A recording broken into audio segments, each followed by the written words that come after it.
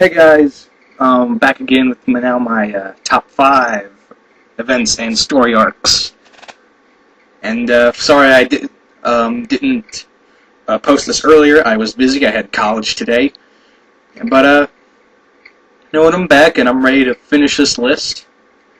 And let's kick it off with a Xmen, my favorite Xmen story arc and slash event that really changed not only the X-Men comics, but also the entire Marvel Universe itself. And I'm betting, I know what you guys are thinking, and I think half of you are thinking of one, but I'm telling you, it's not House of M. It is indeed, in fact, Age of Apocalypse. That's right, Age of Apocalypse, a story arc, which basically not only changed X-Men, the entire Marvel Universe, but it more or less changed the X-Men comics. We had the Astonishing X-Men, we had the Externals, all these different titles. Weapon X from Wolverine, X-Man, and we got to see a heroic Magneto lead the X-Men. We got to see a heroic Sabretooth, an evil Cyclops. But you know, here's one thing I did like about the feel of all these X-Men titles. I love the artwork that they do. This whole story of Age of Apocalypse felt like I was reading an American anime, something out of manga. This was nicely well done. This was a beautiful story. All these the X-Men stories were short and beautiful. I loved them all, and this is by far my favorite X-Men story. Man, I can't tell you how much, guys, I loved Age of Apocalypse. But, you know, this is really, really all I had to say. I could go on and on, but, you know, what else can I say? We got 4 more things to go. Alright, number 4. Number 4 is my favorite SpiderMan story arc. And from what I've learned, it's my favorite X-Men story arc. This also, in my opinion, put one particular Spider-Man villain on the map. Made him a serious Spider-Man villain, and and we're all hoping he's coming back soon.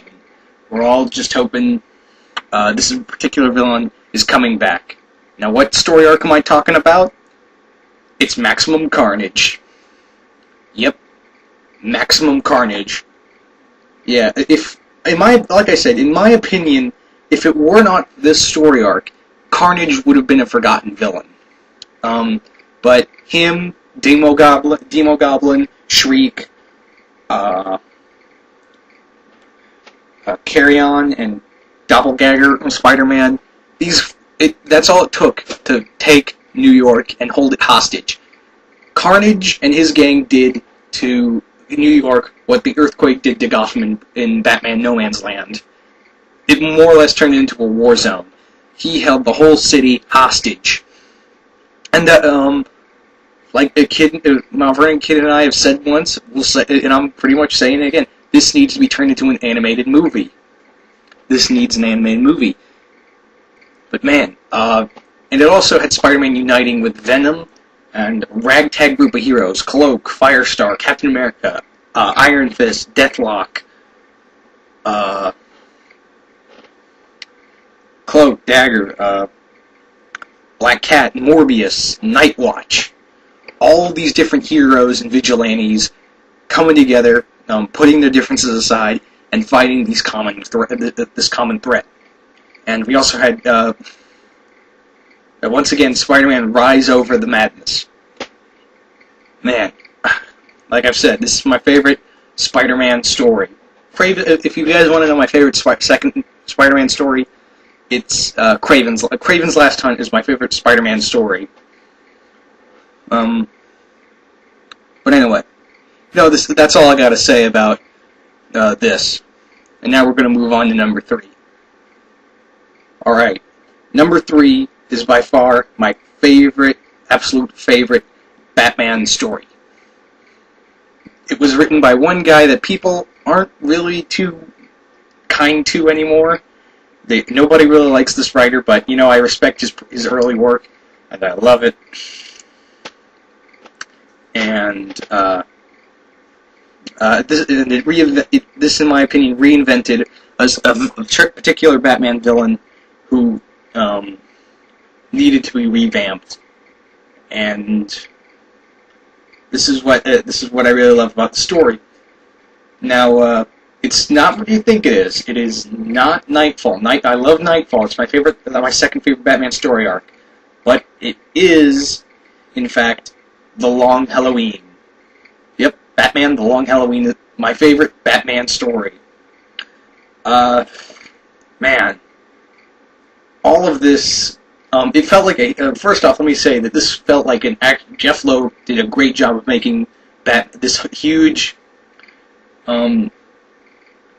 story arc and making it a great crime noir, keeping a crime theme throughout it, and reinventing Two-Face. I love the fights, especially the fight between like Solomon Grundy and Batman, and his fight with the Joker. I especially like the fight between Catwoman and Poison Ivy. That's probably one of my favorite fights in the whole story. I just love the whole crime theme to it. I love the whole noir feel to The Long Halloween. And I could rant on and on. If there's any other Batman story arcs that DC needs to animate, it needs to be this one. And you know, Jeff Loeb, okay, yeah, he's not doing a great job in Hulk, but I respect him for doing like this Batman story and all his other Batman Superman stories. All right, number two. Number two is actually a tie. It is a tie between two Marvel stories, one event and one story arc that happened to one particular character, and a story arc that seriously needs to earn some respect if you haven't read it yet or managed to get the trade back of it. Yeah. So here we go. It is the tie for second place is between Planet Hulk and the Infinity Gauntlet saga. Man, yeah, these two tied for second place. Planet Hulk, the animated movie was good, but it doesn't even compare to the graphic novel, to the whole story of Planet Hulk in itself. There's so much action, so much drama, so much to this story. And the movie, I liked the movie and all, but it didn't feel like it didn't do the Planet Hulk story a lot of justice. It should have gone the whole way. But I did like Beta Ray Bill starring in there, and I did like I said, I did like the movie in general. It was just an awesome Hulk story. It's the best Hulk story I've read in a while. And the Infinity Gauntlet, how could you not forget the Infinity Gauntlet saga?